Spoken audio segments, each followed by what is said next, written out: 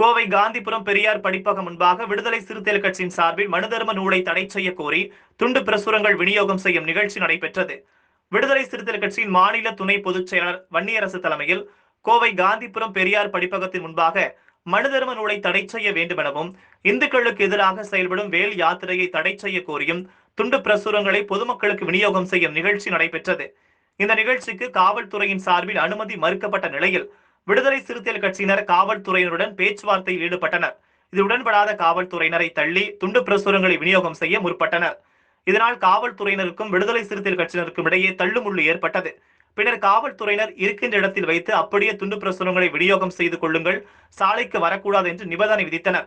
அதன் பின்னர் பெரியார் படிப்பகத்தின் முன்பாக உள்ள பெரியார் சிலை முன்பு துண்டு பிரசுரங்கள் விநியோகிக்கப்பட்டது. இந்த நிகழ்ச்சியில் ஏராளமான விடுதலை சிறுத்தைகள் கட்சியினர் கலந்து கொண்டார்கள்.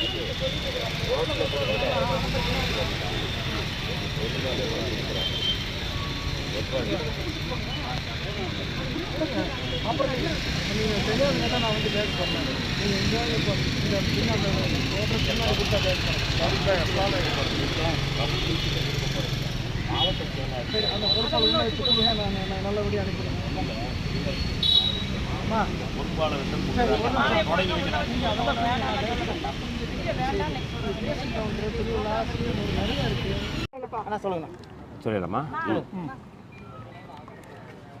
மனு தர்மத்துக்கு எதிராக, அதாவது ஒட்டுமொத்தமாக பெண் சமுதாயத்தை இழிவுபடுத்துகின்ற மனு தர்ம நூலை தடை செய்ய வேண்டும் என்று விடுதலை சிறுத்தைகள் தொடர்ச்சியாக கோரிக்கை வைக்கின்றோம். அதற்கான கருத்து பரப்புரையை தொடங்கியிருக்கின்றோம். கடந்த 3ஆம் தேதி முதல் 3 நாட்கள் தமிழ்நாடு முழுக்க இந்த பரப்புரை, அதாவது மகளிர் எழுச்சி மக்கள் மீட்சி, மகளிர் எழுச்சியே மக்கள் மீட்சி, ஆளும் மனுநெறி வீழ்ச்சியே மகத்தான புரட்சி என்கின்ற முழக்கத்தோடு தமிழ்நாடு முழுக்க இந்த கருத்து பரப்புரையை விடுதலை சிறுத்தைகள் துவங்கியிருக்கிறோம். அந்த வகையில் இன்றைக்கு கோவை மாநகரில் இந்த கருத்து பரப்புரையை நாங்கள் தொடங்கியிருக்கின்றோம். ஒட்டுமொத்தமாக இன்றைக்கு இருக்கின்ற நிலைமை என்பது மிக மோசமாக இருக்கின்றது. தமிழ்நாட்டை ஒரு வன்முறை காடாக்க பாரதிய ஜனதா கட்சி முயல்கிறது. தமிழ்நாட்டில் வன்முறையின் மூலமாக ஏதாவது அரசியல் ஆதாயம் தேட பாரதிய ஜனதா கட்சி முயல்கிறது.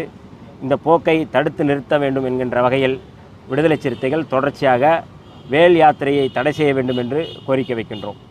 அந்த வகையில் இன்றைக்கு தமிழக அரசு உயர்நீதிமன்றத்தில் நடக்கின்ற இந்த வழக்கில் வேல் யாத்திரைக்கு அனுமதி தருவதற்கான வாய்ப்பு இல்லை என்று அவர்கள் பதில் மனு தாக்கல் செய்திருக்கிறார்கள்.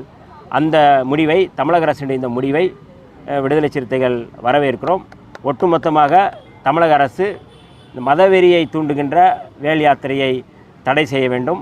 அதேபோல் இந்திய அரசு இந்த மனு தர்ம நூலை தடை செய்ய வேண்டும் என்று விடுதலை சிறுத்தைகளின் சார்பில் நாங்கள் கோரிக்கை வைக்கின்றோம்.